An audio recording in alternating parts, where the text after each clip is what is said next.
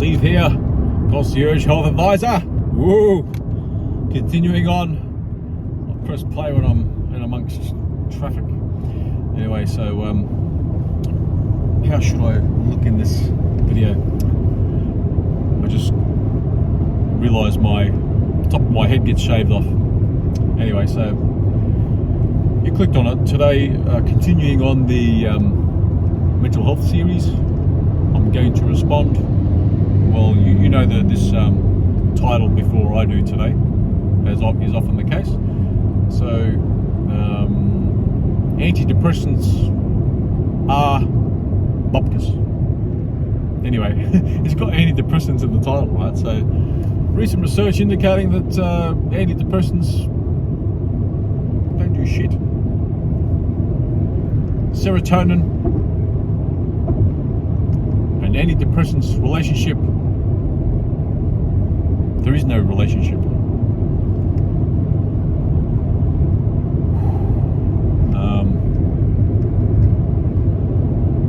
A little bit emotional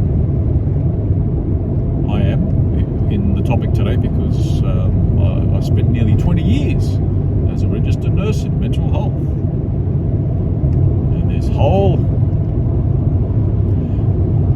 whole chemical imbalance methodology explanation, brushing your hands away of responsibility. Oh, why do I have to take this for? Is it usually the statement, the question from a patient, and just to say to the patient, look, I don't really know, just fuck off, just take the bloody medication. I was perving on a bike, a lovely bike with a big fat wheel. Anyway, so and I never said it. It's because of a chemical imbalance. I never said it. I just said, well, based on your symptoms and your doctor suggests you should be taking this. These are the symptoms you have, and there is a indication that if you take this medication, your symptoms will improve. Yeah, in a nutshell, that's pretty much what my explanation was to that question from a patient, a poor patient suffering. And never I used chemical imbalance. And if you're a mental health nurse and you used chemical imbalance before, it was like this, relinquishing yourself of responsibility of even understanding what chemical imbalance is. Can you measure the chemical imbalance? No. Can you measure the chemical imbalance when the person doesn't have symptoms anymore? No. How do you know it's a chemical imbalance? It just is. Fuck. So, there you go. It's common knowledge. It's easily looked at. I'm not going to spoon feed the research out there. It's not just one particular piece of research, one paper. It's a few that indicate antidepressants do nothing. The whole correlation in the past where when you take antidepressants in 12 weeks you have improvement. Guess what also is a relationship?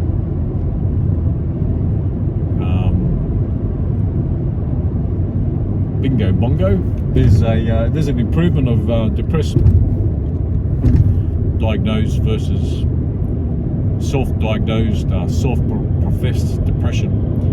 In 12 weeks, bingo bongo, it's amazing. People that didn't take antidepressants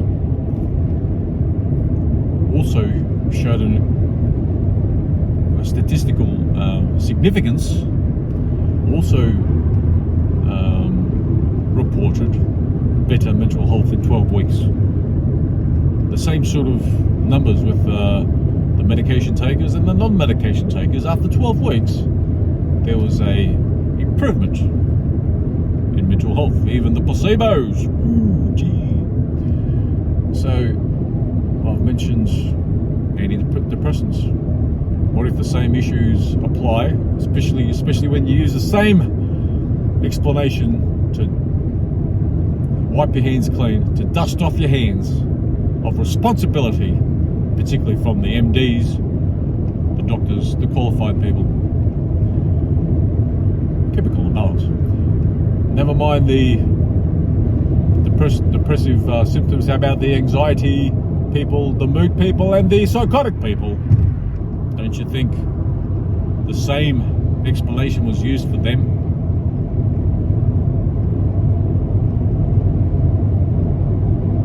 We already have a few methodologies out there, whole books. Who was the author? Mad in America. Come on, come to me. The author's not there. Whitaker. Anyway, Whitaker. The author is something Whitaker. Mad in America. I was sure that for a moment, and then all of a sudden I'm not sure. Anyway, see if that marries up. Whitaker and Mad in America. That particular book, very profound, and where mental health is, how we perceive it, and how the West is perceiving mental health. How about autism and let's shut these restless kids up.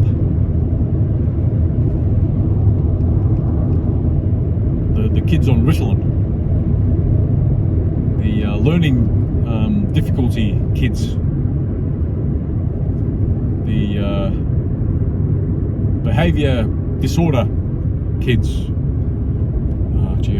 There's one particular diagnosis which escaped me that's used on our kids. We'll give them Ritalin. We give them what's another one? Ritalin's the go-to. Restless kids. Sit down and shut up. The whole kids should be seen, not heard. That's what's happening there with giving your restless child Ritalin. Learning difficulty. How about actually doing your job on these kids? I'm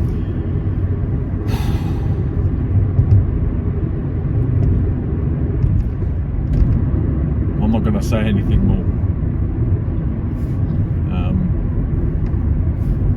When a healthy child with a lot of energy is perceived as having learning difficulties and Asperger's and the like,